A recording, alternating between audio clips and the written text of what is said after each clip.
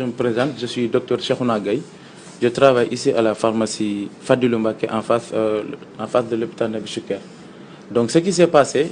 dafa am benn patient bu ñëw bëgg benn garab bu bëgg jënd Tetavax la bëgg jënd injection la. Alors que c'est un produit qu'on ne vend pas sans ordonnance. waruñu ko jaay sans ordonnance. Alors mu ni ma attends damay woote kër ga ñu envoyé ma ordonnance par WhatsApp. léegi bi mu génnee dugg si waat ba tey wanuma ordonnance man ko garab bi kenn du ko jaay sans ordonnance. Et là il a commencé à crier sur moi. Il m'a dit que tu es impoli, tu es idiot. Et moi aussi ma delloo ko mu yuuxu ma delloo ko mu ne ma je vais te faire regretter ce que tu m'as dit. man ko allez-y on va voir. Après quelque temps après mu génn toog ba mu nekk ko alors que xaw ma woon ni commissaire la ndekete bi mu génnee mu woote police parcelle. bi mu wootee quelque temps après benn camion wàcce taxaw fi wàcce ay agent de police je ne sais pas agent de police leen xaw ma lan lañ ñu dugg ci pharmacie bi génne ma par la force. Et bi ñu duggee ci pharmacie bi ils m'ont menotté, ils m'ont fait sortir par la force cassé vitrine yi fi nekk voilà génn ma par la force yóbbu ma police nii la demee. Alors que dama ne ko rek garab bi kenn du ko jaay sans ordonnance mu traité ma n'importe lu nekk wax ma ko ma delloo ko mu ne ma je vais te faire regretter ce que tu m'as dit. Alors man ko c'est ce qu'on va voir. Après quelque temps après mu woote police ay agents yi ñoo fi génn ma par la force manote ma yóbbu ma. Alors en passage ñu toj vitre pharmacie bi vitre bunt bi ak vitre rayon yëpp ñu toj ko nii la demee. dafa civil wala dafa sol tenue? solul woon tenue civil la woon ñëw taxaw comme un patient qui a besoin d'un médicament alors que le médicament qu'il avait besoin on ne le sort pas sans ordonnance. Donc nii la demee. ñu ngi désolé wu vraiment ci li xew parce que nous sommes des agents de santé publique di liggéey suñu liggéey teg ko ci yoon taxaw fi pour santé population yi. tey jii man damay ne docteur Cheikhouna Gaye li mu def taxawaayu góor la def taxawaayu pharmacien responsable la def parce que bëri na ñoo xamante ne tey boo dikkee yor sa xaalis loo soxla ñu jaay la fii nag yàlla dimbali nañu ba liggéey bi ñu ngi conformé wu à la législation garab bi warul génn te ordonnance amul ñu wax la ko ñun xamuñu kan nga de li yoon santaane rek la ñuy doxal parce que fii ku fi mun a dugg rek dañ lay considérer comme un roi. C'est un patient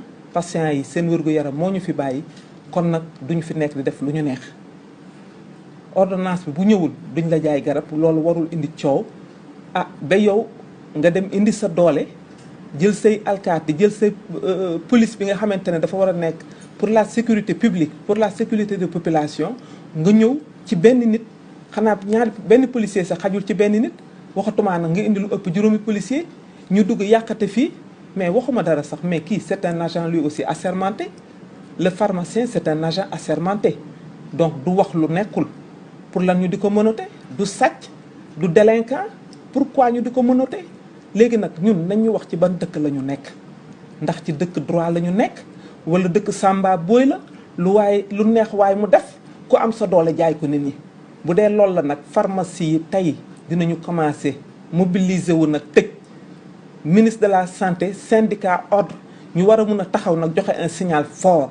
ba pharmaciens ñu delloo si leen li nga xam ne ñoo ko moom. Le monopole revient aux pharmaciens c'est pas des policiers wala ku mu neex rek ñëw def lu la neex ñoom li ñu war a waxuñu ko garab yaa ngi nii ñu di ko jaay ci mbedd mi bu ñu amee ñu mënote ñooñu la ñu war a mënote. Mais ki nga fekk bu nekk ci biir liggéeyukaayam du délinquant du sàcc chaque jour ñu agressé nit ñi fii chaque jour ñu gis fii ñoo xamante ne ñi liñ leen war a jàppee bëri nañ ay sàcc yaa ngi fi kenn defu leen dara ñu ñëw fekk une honnête personne koo xam ne tey bu ñuy wax ne dañuy citer un exemple ci yar ak ci discipline ak ci correction dañu naan Cheikhouna Gaye nit ku yaru la Cheikhouna taalibe la talul fu muy xeexe wala muy wax ju ñaaw seytaane nag mun na taxaw bu seytaane taxawee nag ñun ñëpp dañuy d'accord ne les responsabilités sont partagées te man mënuma d'accord ki dikk ci bërëb règlement bi moo fiy dox nga tëb di saaga ay insanité kooku warul jóge ci gémmiñu kilifa. Man bi ma demee mu ne ma man commissaire bi maa ñëwoon foofu dama jaaxle parce que man bañ ma interpellé dama ko woo di woote wallu woo commissaire Parcelles parce que moo ñu gën a jege mu ne ma man mi maa fa demoon ma ne non ay agresseurs ñoo fa ñëw mu ne ma man mi la donc c'est grave. Je pense que dëkk bi toll na foo xam ne il faut que ñu recadrer nag autorités yi waaw man de awma droit recadrer autorité waaye kenn ku nekk war nga xoolaat sa bopp ba booy dem ci sa nawle nga xam ban comportement nga fay yóbbu kilifa du njëkk a saaga